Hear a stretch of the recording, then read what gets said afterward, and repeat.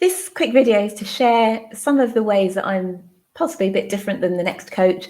Perhaps some ways that you might be more attracted to me as a coach, or maybe you might run away in the opposite direction. Both are fine. This one, I want to share a little bit about one of the tools that I use regularly when I speak, when I train, and that I help people to use when I coach, and that's interactivity.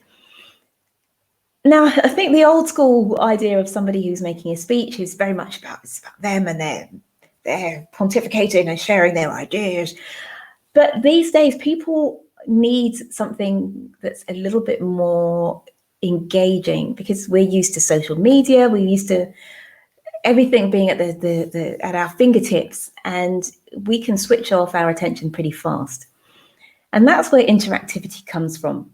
Now, in my DIVA, my DIVA, or you could call it my AVID framework, DIVA. D stands for being dynamic, I stands for being inspiring with stories, V stands for being valuable, which is having a great structure and good information, A stands for being authentic.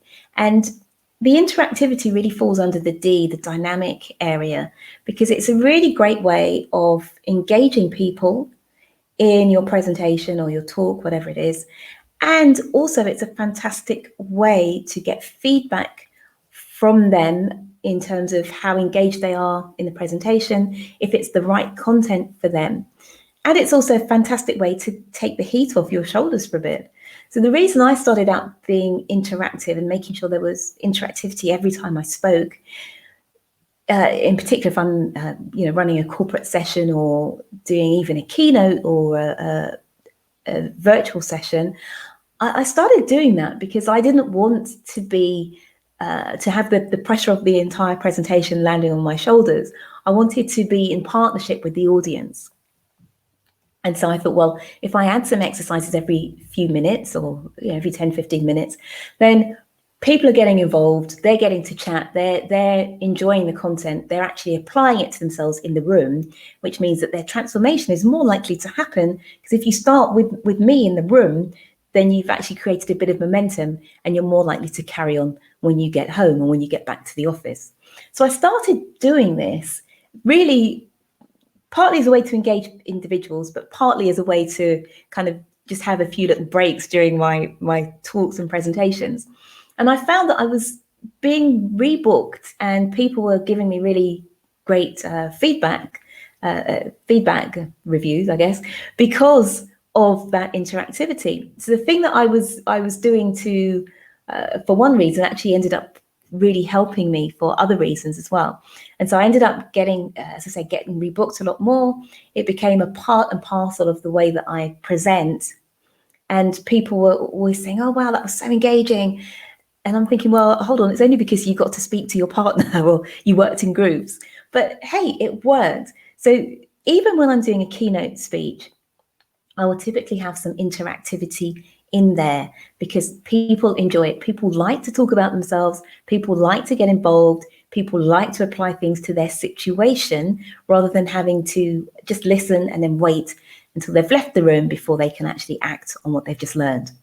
And I found that this was something that differentiated me as a speaker, as a trainer, and also as a coach, because a lot of my clients were finding that when they had done speaker training in the past, they weren't necessarily encouraged to add these elements of engagement and interactivity.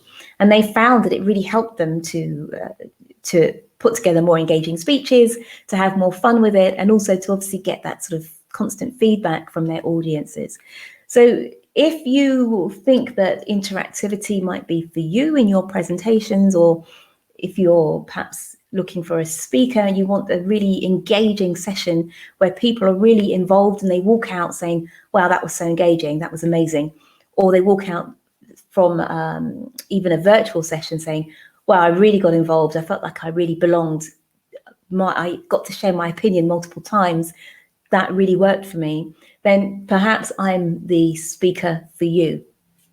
Likewise, if you're looking for somebody who's much more about sort of pontificating on the stage, and it's very much them and us, me, the speaker, and then the audience over there, then I'm probably not the speaker for you, because I like to feel like my audience and myself that we're partners.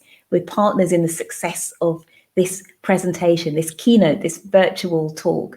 We're partners together and we're in it together and we'll both achieve success together. So that's where I come from. And I hope that helps. That's it from me for now. Take care. Bye.